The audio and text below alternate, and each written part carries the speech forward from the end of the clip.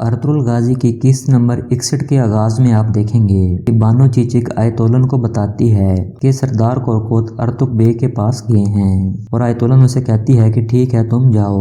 उसके बाद आयतोलन एक संदूक की तरफ बढ़ती है। बानो चीचिक खैमे से निकलते हुए उसको देख रही होती है।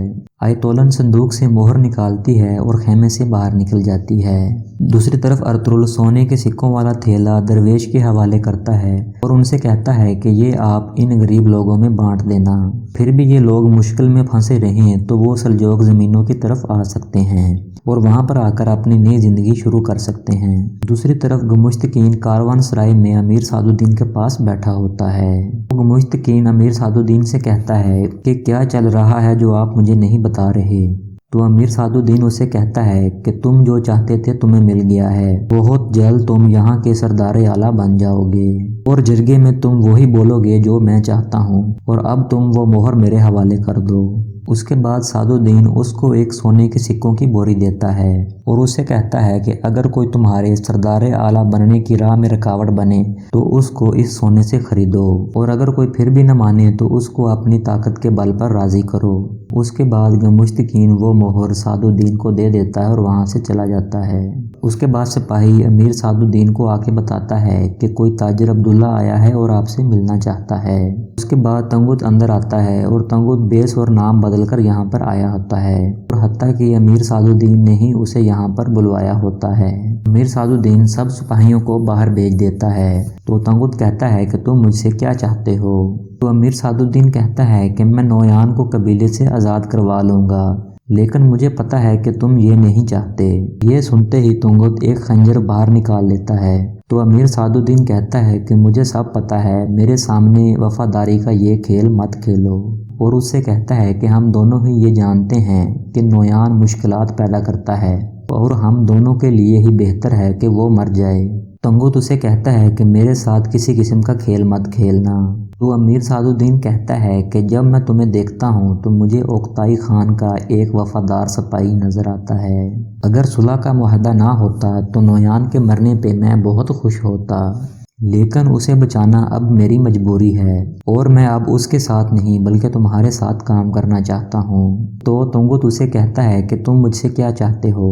तो वो कहता है कि नोयान को मार कर उसकी जगह कमांडर बन जाओ। तो तंगुत कहता है कि ओक्ताई खान मुझे कमांडर क्यों बनाएगा। तो अमीर सादुद्दीन कहता है कि मेरे पास एक चीज़ है जो कि ओक्ताई खान चाहता है और ओक्ताई खान को अगर वो चीज़ तुम पेश करोगे तो वो यकीनन तुम्हें कमांडर बना देगा।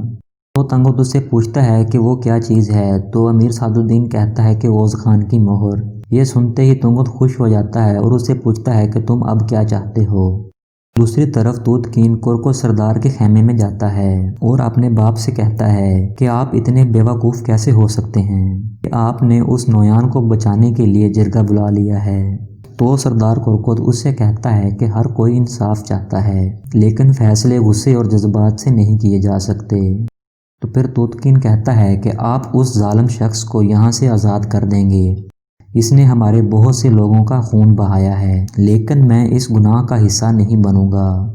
ये कहकर तूतकीन खैमे से बाहर चला जाता है। उसके बाद जिरगा शुरू हो जाता है और सादुद्दीन कोपिक भी जिरगे में आ जाता है। दूसरी तरफ तूतकीन नोयान के खैमे में जाता है और अपने हाथ पर एक कपड़ा बांधकर नोयान को मारना शुरू कर देता है, जबकि नोयान हंसना शुरू कर देता है। जिरगा शुरू होता है तो जिरगे के सरदार ये कहने लगते हैं कि हम कातल नोयान को ऐसे नहीं जाने देंगे और यहाँ तक कि इस मसले को जिरगे में लाना ही नहीं चाहिए था। तो दिली दमीर कहता है कि पहले मेरे 2 बेटे इन मंगोलों के हाथों शहीद हो चुके हैं और अब मेरी बेटी इनके हाथों शहीद हुई है। उसके बाद अर्तुग बे कुरान पाक की एक आयत का हवाला देता है जिसमें सुलह पर जोर दिया गया है। उसके बाद गमुश्तकीन कहता है कि हमारी रियासत अमन के रास्ते पर चल रही है जबकि मंगोल शैतानों के रास्ते पर हैं। तो दिली दमीर उसे कहता है कि लगता है शैतान ने ही तुम्हें ये बात करने पर मजबूर किया है। उसके बाद संगुर्तकीन सबको बताता है कि मैंने तुम लोगों को जो बताया था वो झूठ था। मैं ओक्ताई खान के पास उसके घोड़ों का ख्याल नहीं रखता था, बल्कि मैं इस नोयान की वजह से ओक्ताई खान का खास आदमी बन गया था और वहाँ पर मैं सुल्तान अलाउद्दीन के लिए जासूसी करता रहा हूँ। इसलिए यहाँ पर मौजूद सब लोगों में से मुझसे ज़्यादा उन शैतानों के बारे में कोई नहीं जानता होगा। आप जो कह रहे हैं वो सब ठीक है, नोयान को मारना बिल्कुल ठीक है, लेकिन इस वक्त यहाँ पर मसला अपनी रियासत की सलामती और इत्तेहाद का है। दूसरी तरफ तूत कीन नोयान को मार रहा होता है और नोयान से कहता है कि तुम्हें क्या लगता है कि हमारे इतने लोग मारने के बाद तुम यहाँ से ऐसे ही चले जाओगे। उसके बाद तूत कीन नोयान को और ज़्यादा मारना शुरू कर देता है। दूसरी तरफ जिरगे में गंदोगदो कहता है कि मुझे लगता है कि अब हमें सरदारों की राय लेनी चाहिए। तो सरदार कोरकोत कहता है कि जो लोग ये चाहते हैं कि हम नोयान को छोड़ दें वो लोग हाथ खड़ा करें। तो सबसे पहले संगुर्तकीन हाथ खड़ा करता है, उसके बाद अर्तुक बे और गमुश्तकीन भी हाथ खड़ा कर देते हैं। उसके बाद दूसरे सरदार भी हाथ खड़ा करना शुरू कर देते हैं। उसके बाद हैमा आना और गंदोगदो भी हाथ खड़ा कर देते हैं। ये देखकर दिली दमीर गुस्से से उठ खड़ा होता है और ये कहते हुए वहां से चला जाता है कि आज के बाद मैं जिरगे में दोबारा नहीं आऊँगा। और जिरगे के अक्सर लोग इसी फैसले के हक में हाथ खड़ा कर देते हैं।